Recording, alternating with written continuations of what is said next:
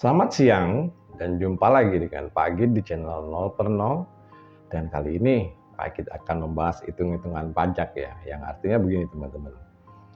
Pendapatan dari pajak di 2024 itu adalah 2.490 triliun, yang artinya ini langkah besar gitu untuk mendapatkan hasil ini. Pada tahun 2023 ini hanya menghasilkan 1.690 triliun ya, sekitar segitulah angkanya kira-kira. Yang artinya ini selisih jauh ya, itu 1869 sama 2490 itu kan ya katakanlah sekitar 700 triliun selisihnya. Padahal rasio pajak kita ya itu lebih tinggi di tahun 2023 timbang tahun 2024. Tahun 2023 itu tax ratio atau rasio pajak itu mencapai angka 10,21%. Nah, di 2024 ini hanya 10,08%. Tapi kenapa angkanya melonjak dan baru pertama kali ini ya pendapatan negara itu mencapai angka 3.000 triliun, yang 2.490 itu dari pajak dan sisanya itu 513 triliun dari pendapatan negara bukan pajak atau PNBP. Nah, pertanyaan Pak Agit ada dua di sini ya. Dalam rasio yang menurun, rasio pajak yang menurun, kenapa nilai pajaknya naik? Nah, ini curigainya begini, asumsi Pak Agit seperti ini ya. Jadi ini sebetulnya adalah ulah-ulah pengemplang pajak ya. Ini berhubungan dengan konsultan pajak. Yang artinya begini teman-teman, suatu perusahaan itu katakanlah dia harus bayar 5 miliar gitu ya per bulannya. Dan ini dia malas untuk membayar angka yang nilai 5 miliar ini. Mereka menggunakan konsultan pajak. Dengan analisa dan otak serta koneksinya, konsultan pajak ini bisa membuat angka pajak itu menjadi 500 juta. Yang harusnya bayar 5 miliar, dia cukup membayar 500 juta, tapi komisinya itu bisa ke konsultan pajak yang nilainya mungkin katakanlah 1 M. Jadi pengusaha ini yang harusnya membayarkan 5 miliar per bulannya, hanya membayarkan 1,5 miliar per bulan. 1,5 miliar per bulan ini pun yang masuk ke negara 500 juta. 1 miliarnya itu masuk ke konsultan pajak. Nah, inilah yang dimaksud dengan pengemplang pajak. Mereka mempunyai otak dan mempunyai koneksi untuk mengakali nilai pajak. Yang kita pertanyakan, kenapa ini bisa berjalan gitu loh, bisnis ini bisa berjalan. Yang seharusnya konsultan pajak itu ada di Dirjen Pajak gitu. Jadi Dirjen Pajak ini memberikan fasilitas untuk pengusaha atau wajib pajak, fasilitas konsultan, yang artinya mana pajak yang harus bisa dibayarkan, atau yang tidak perlu dibayarkan. Daripada lari ke konsultan pajak, mending lari ke negara gitu.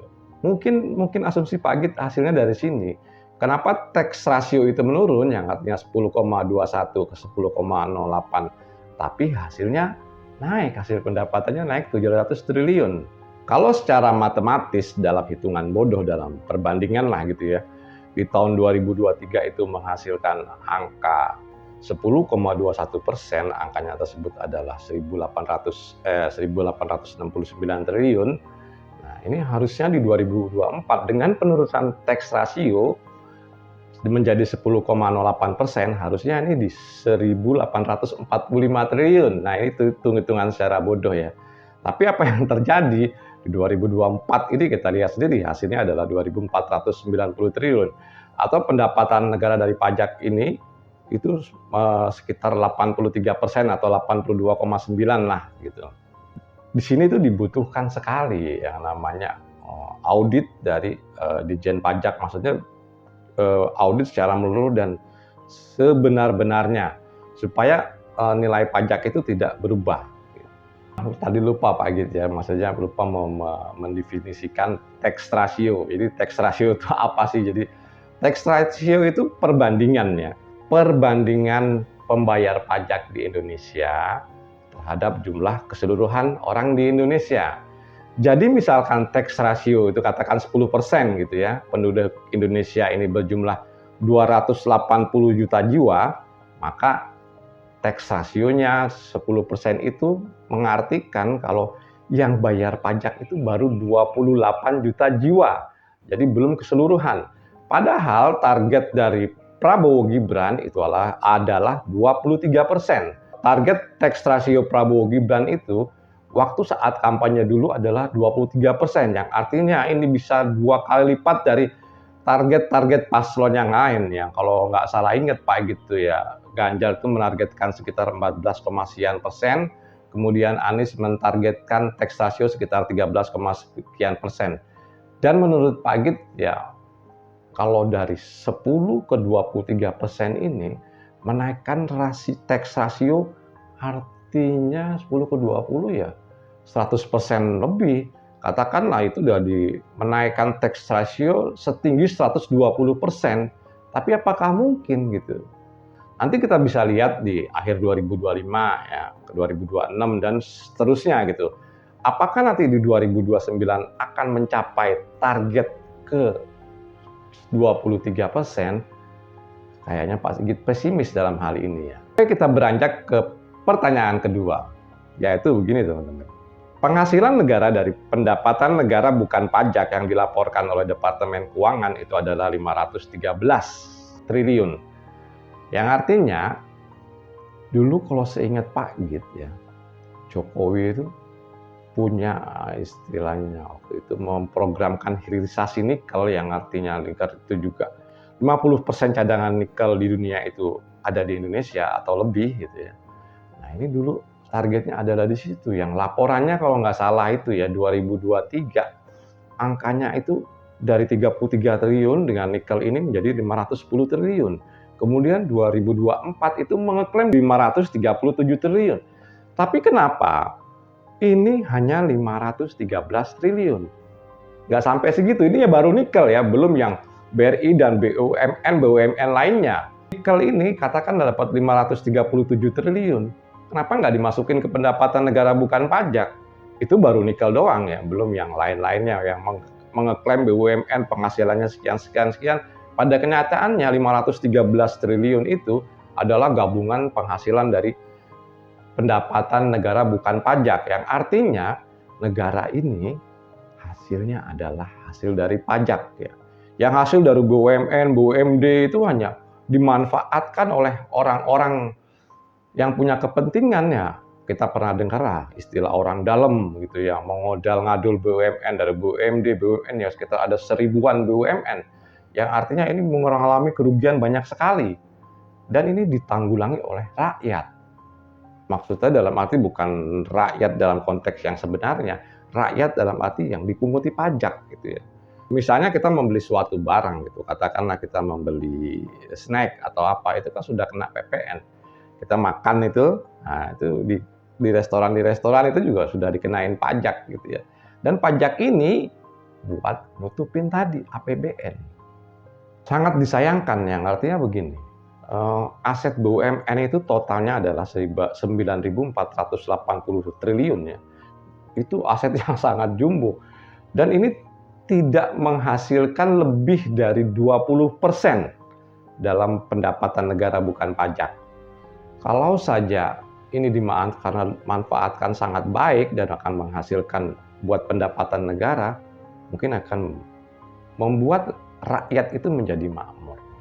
Ada juga yang mempersepsikan atau mengasumsikan bahwa ya segitulah kemampuan kita, yaitu kalau dilihat nilai rata-rata IQ rakyat Indonesia 78,49. Tapi kalau Pak Git tidak mengasumsikan ke arah itu. Pak Git lebih mengasumsikan ke arah manajemen. Manajemennya itu nggak beres dikelola hanya untuk kepentingan pribadi. Ya ini sebetulnya masalah kultur ya. Kultur dalam arti ini sudah terjadi dari lama dulu. Dari zaman, ya kalau kita tahu data Dendles waktu bangun kerja Rodi itu ya, Anyer Panarukan, itu kan dari Anyer sana sampai Jawa Timur. Nah, ini dibayar oleh Belanda, itu dibayar, kerja Rodi itu dibayar oleh Belanda, dan tanda pembayarannya itu diterima oleh para bupati-bupati. Tapi apa yang terjadi, ya itu nggak sampai ke sana. Dan kultur ini, ya kultur korupsi ini membahayakan bagi kelangsungan kehidupan bangsa Indonesia. Baik teman-teman, kita ambil kesimpulannya. Artinya begini, dalam penurunan tax ratio yang dari 10,21% menjadi 10,08%, mengapa pendapatan negara naik dari 1.869 triliun ke 2.490 triliun? Itu yang pertama. Ya ini masalah pengemplang pajak. Yang artinya di situ ada oknum-oknum konsultan yang mengakali pajak yang disebut dengan teknik tax planning. Ya. Tax planning ini yang mengakali tadi yang harus bayarnya 5 miliar, jadi bayar 500 juta dan masuk 1 miliarnya ke konsultan. Yang akhirnya pengusaha pun mengefisiensikan angka 70% dalam pembayaran pajak. Nah ini menurut Pak Agit harus benar-benar dikerjakan oleh Dirjen Pajak. Ya. Artinya kalau dilihat sekarang sebetulnya ini sudah berjalan. Dalam arti penurunan tax ratio tersebut tidak menurunkan pendapatan negara dari pajak, malah menaikkan. Ya mungkin pengemplang pajak itu udah mulai digeser-geser mungkin, dan mudah-mudahan proyek ini atau target ini berjalan dengan baik. Itu yang pertama.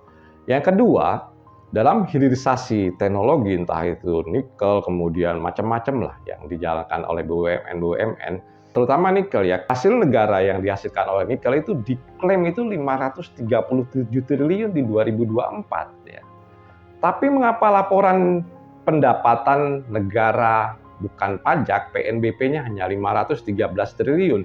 Dan ini pun bukan cuma dari nikel, yang artinya sudah dari keseluruhan BUMN yang ada, intinya ini pendapatan bukan pajak gitu.